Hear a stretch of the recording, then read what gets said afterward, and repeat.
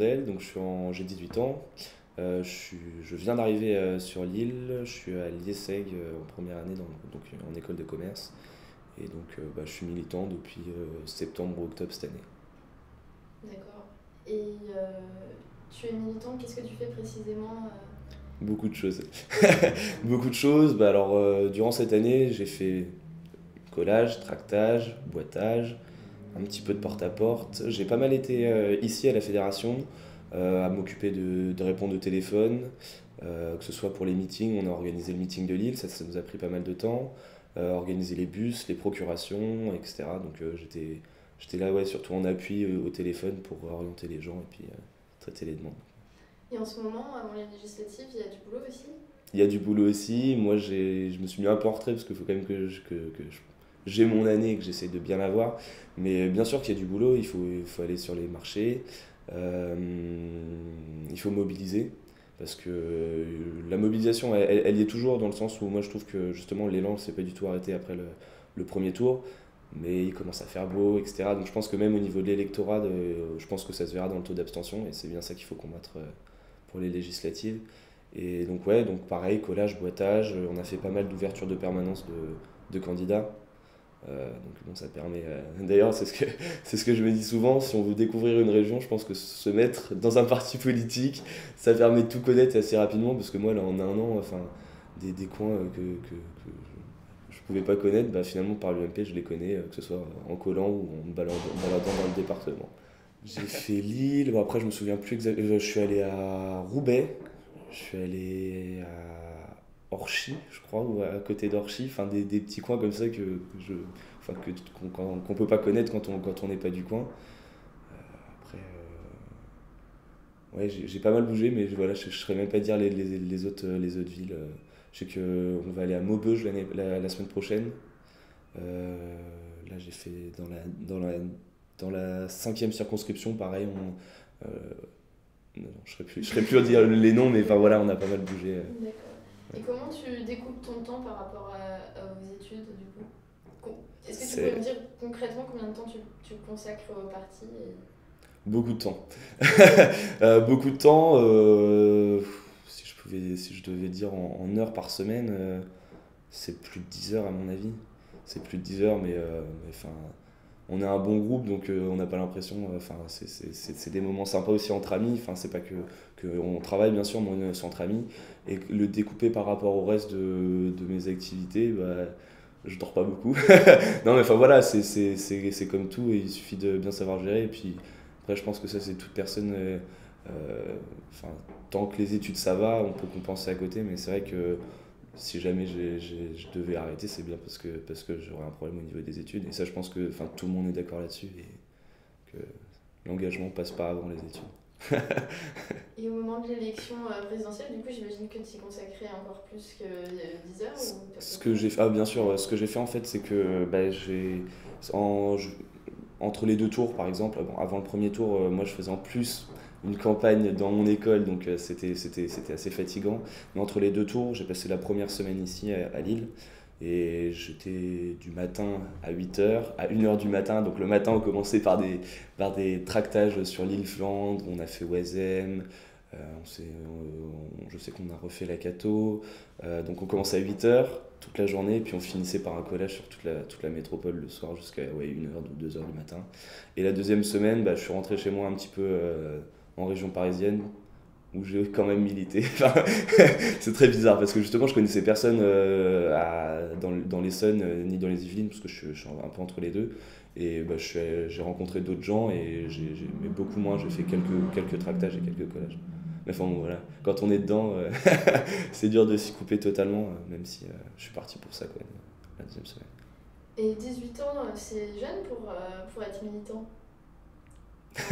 Non, mais oui, c'est jeune, mais enfin, on est plein.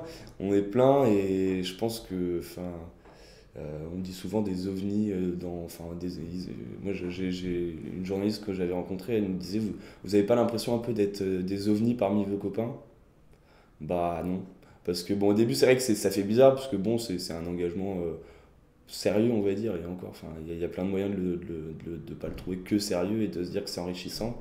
Et, et, et tout le monde comprend finalement, enfin tout le monde se fait plus ou moins une opinion, et je pense que justement, il n'y a pas d'âge pour ça. Enfin, je sais qu'il y a des lycéens qui se... et d'ailleurs, en ce moment, il y a une bonne mobilisation lycéenne. Enfin, je commence à avoir pas mal de potes ici, sur le nord, lycéens, et c'est très sympa.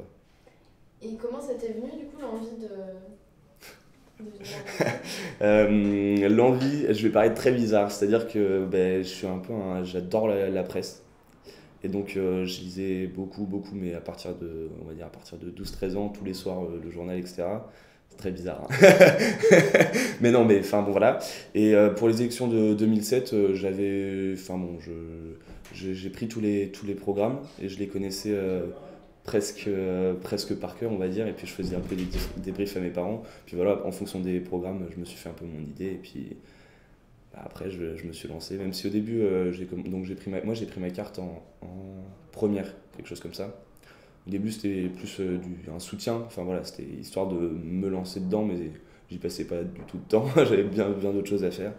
Et là, cette année, bah, comme je dis tout le temps aussi, c'est une ambiance à trouver, c'est un groupe à trouver. Et ici, il y a une très bonne ambiance qui fait qu'on a envie de travailler tous ensemble et de porter haut nos valeurs. Alors du coup, François Hollande a gagné. Ouais. Qu'est-ce que ça représente pour toi? Qu'est-ce que tu en penses? Qu'est-ce que j'en pense? Bah, que ça va pas forcément être une bonne chose, que ça va être pas une bonne chose pour le pays. Après, il faut lui laisser faire ses preuves, enfin on verra bien.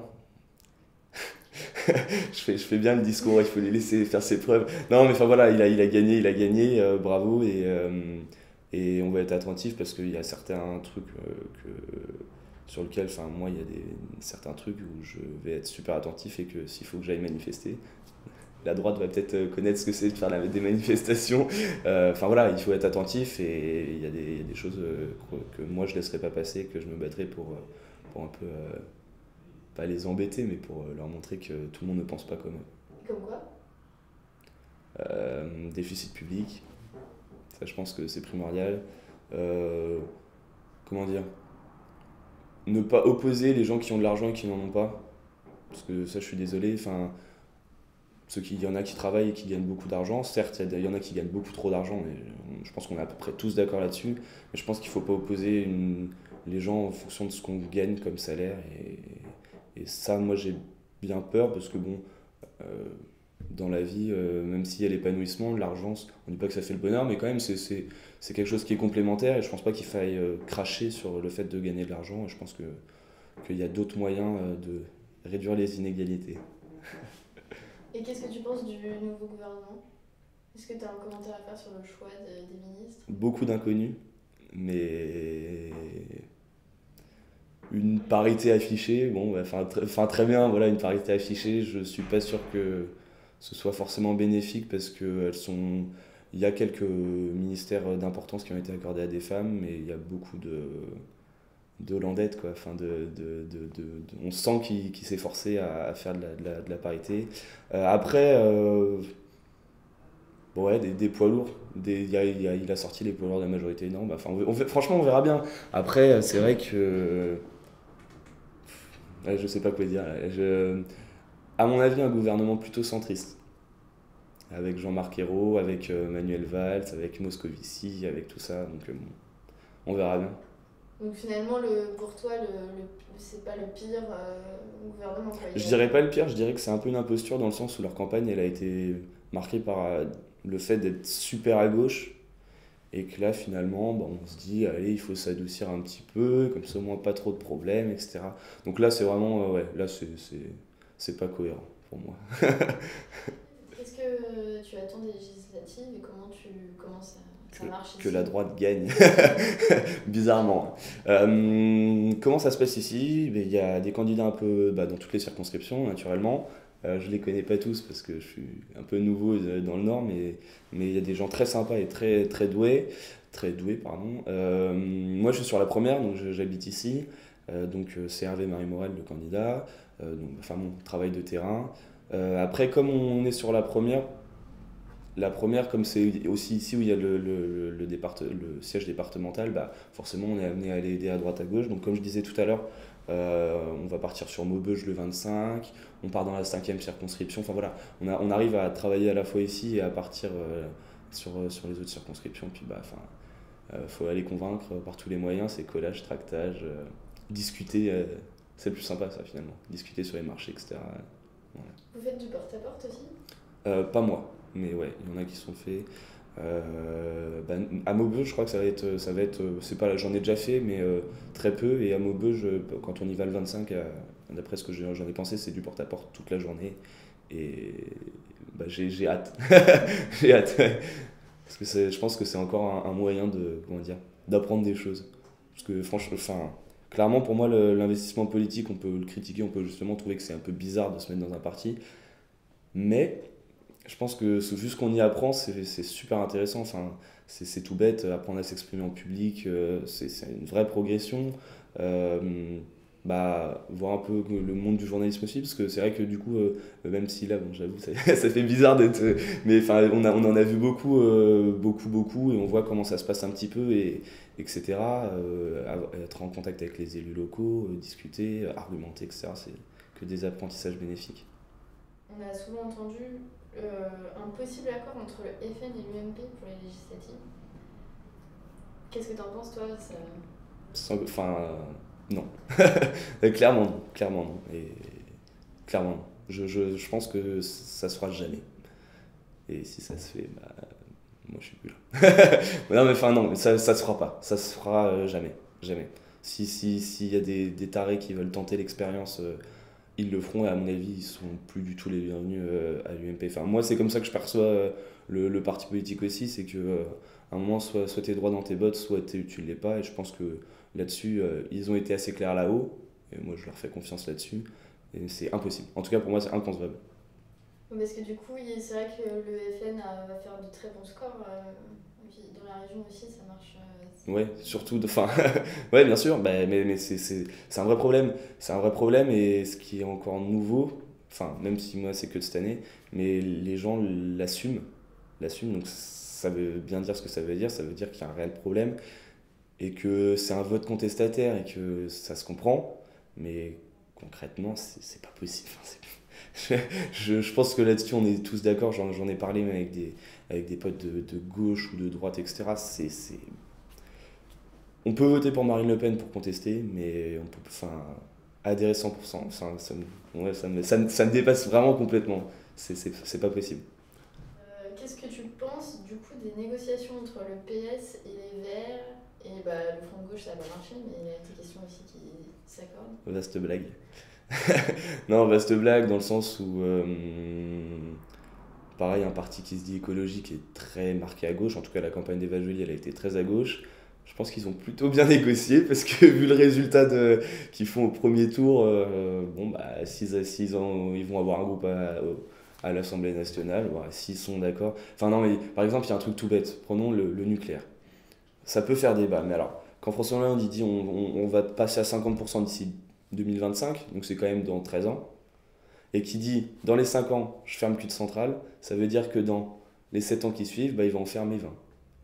Donc c'est encore une vaste blague, et c'est là où il faut arrêter de tout confondre, et c'est bidon là. Il n'y a pas d'autre mot, tant mieux s'ils arrivent à travailler ensemble. De toute manière, pour qu'ils aient des majorités, ils l'ont toujours fait, que ce soit la mairie de Paris, que ce soit même ici, oui, elle a des adjoints écologistes et même communistes. Bon, s'ils n'ont pas de problème de conscience en parlant, bref, en étant absolument pas d'accord sur des points cruciaux, et qui font semblant d'être d'accord, très bien.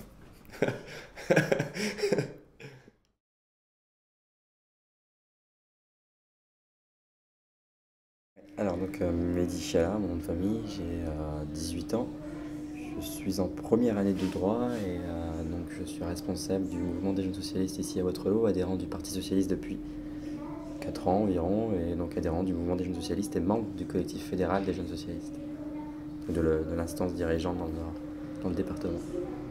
Le MUJS, c'est pas un grand parti, c'est une organisation politique de jeunesse, c'est ce que j'appelle le petit frère du Parti socialiste. Donc la communication, ça consiste c'est tenir le blog, tenir le groupe Facebook, éventuellement lancer les communiqués de presse, inviter la presse pour les grandes manifestations, pour les grands événements, et communiquer, réagir, voilà. c'est recevoir aussi des journalistes parfois. D'accord. Et 18 ans, c'est très jeune pour être engagé en politique. Comment l'idée t'est venue? À quel âge et pourquoi? Alors, 18 ans, c'est pas jeune pour s'engager en politique. 18 ans, c'est plutôt l'âge auquel on doit s'engager en politique parce que c'est le moment où on entre dans la vie, dans la vie citoyenne, entre guillemets. C'est le moment où on vote, c'est le moment où on doit s'intéresser à ce qui se passe autour de nous et à décider de prendre en main, la vie de la cité. Donc pour moi, c'est pas quelque chose, c'est pas jeune, 18 ans. Et enfin, je vous le disais tout à l'heure, j'ai même adhéré à 16 ans. Donc ça fait des années que je suis adhérent et sympathisant encore bien avant. Mais je pense qu'il devrait y avoir encore justement bien plus de jeunes engagés parce que les jeunes n'ont pas assez la parole, on le dit souvent, les jeunes ne sont pas assez écoutés par les politiciens. Mais si les jeunes ne sont pas écoutés, c'est parce qu'ils ne votent pas, mais c'est parce qu'ils ne s'engagent pas. Et c'est là que justement le MJS, que le Parti Socialiste, que toutes les organisations de politique de jeunesse et que toutes les organisations politiques, et même les associations de la société civile, etc., doivent faire en sorte de faire participer les jeunes, de les engager, de les faire s'engager et surtout, de les faire voter. Donc, 18 ans, c'est pas vraiment jeune. Et comment t'es venue l'idée, du coup? Comment et pourquoi on adhère au Parti Socialiste? Je dirais qu'on adhère au Parti Socialiste, on adhère à un parti parce qu'on a envie de changer les choses. Ça veut bien dire que déjà, il y a des choses qui vont pas et qu'on a envie de parler parce que seul, on n'est rien. Tout seul, notre petite voix, on a beau écrire au président de la République, je peux vous assurer que c'est pas lui qui vous répondra. On a beau écrire au ministre, c'est certainement pas lui qui vous répondra non plus. Et parfois, on écrit même à son maire et c'est pas lui qui répond. Et le meilleur moyen de prendre la parole, parfois prendre le pouvoir, et pour pas paraphraser un slogan bien connu d'un candidat à l'élection présidentielle, il faut s'engager en groupe, il faut créer des collectifs dont les partis politiques, dont les syndicats, les associations de la société civile. Et donc c'est pour ça qu'on s'engage, pour avoir une parole, pour avoir son mot à dire, pour pouvoir changer les choses, pour pouvoir participer à la vie de la cité, c'est ce que je disais tout à l'heure, et pour pouvoir proposer, parfois aussi, puisque là on est dans la majorité, donc je suis pas là parce que les choses ne vont pas, puisque tout va bien en ce moment, on a changé de président depuis une semaine, mais tout va mieux, et on va changer les choses au fur et à mesure, et on est là pour participer au changement. Voilà pourquoi on s'engage en politique. Donc tu dis qu'il faut porter une parole, c'est quoi la parole que tu portes, toi?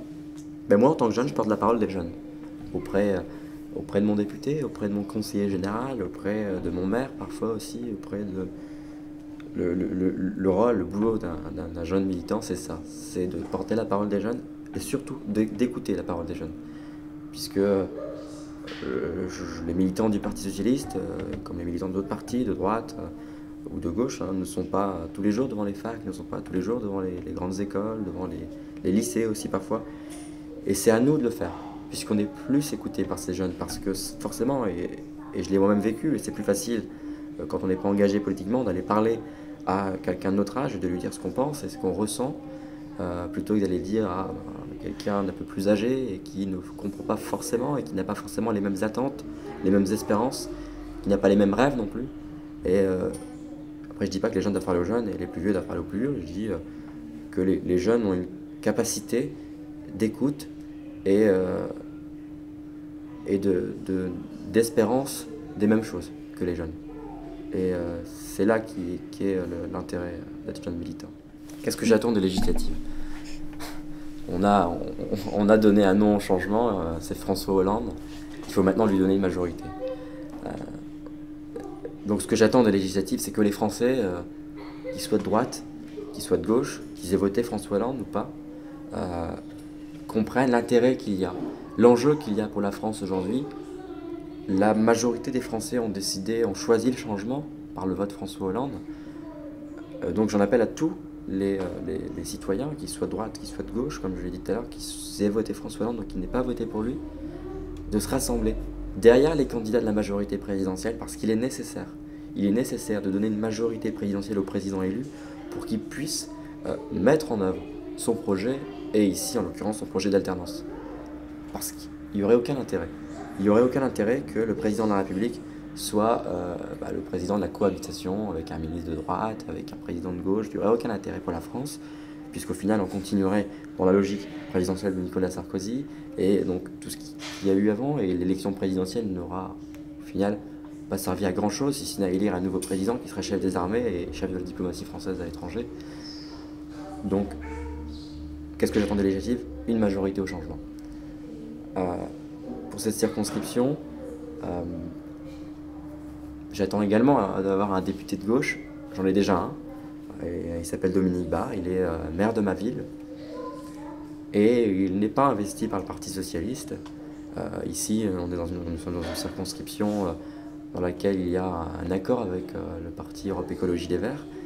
Donc le candidat ici de la gauche unie, donc des écologistes du Parti radical de gauche, du mouvement des citoyens de Jean-Pierre Chevènement et du Parti socialiste, et donc de la majorité présidentielle avec François Hollande, c'est Slimane Tir, donc président du groupe écologiste à la métropole communauté urbaine et conseiller municipal à Roubaix, et sa suppléante Hélène de Clerfacio, adjointe au maire de Wattrelos et socialiste.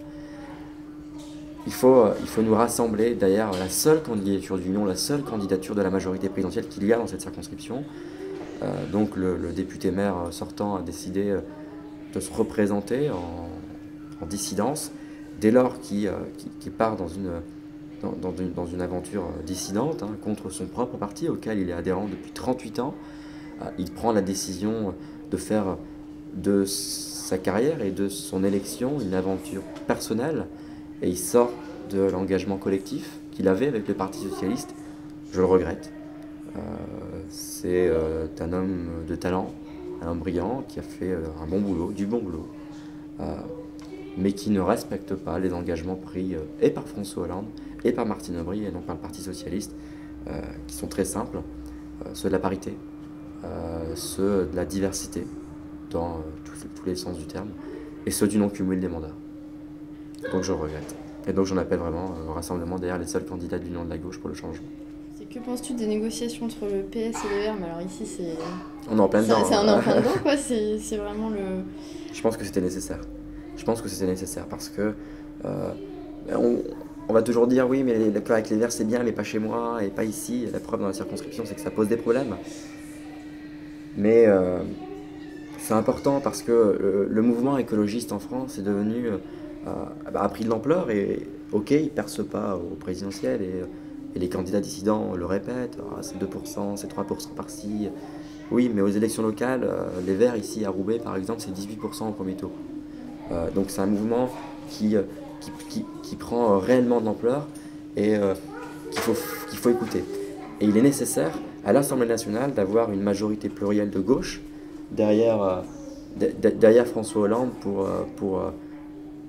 parce qu'on ne pourra pas gouverner qu'avec les socialistes et parce qu'il faut écouter toutes les tendances, toutes les opinions. Et l'opinion écologiste en France est devenue un grand mouvement d'opinion qu'il faut désormais écouter. Et je pense que Martine Aubry, je pense que le Parti Socialiste et je pense que François Hollande a bien fait de faire cet accord avec Europe Écologie Les Verts. Et je regrette qu'il n'en ait pas eu avec le Front de gauche.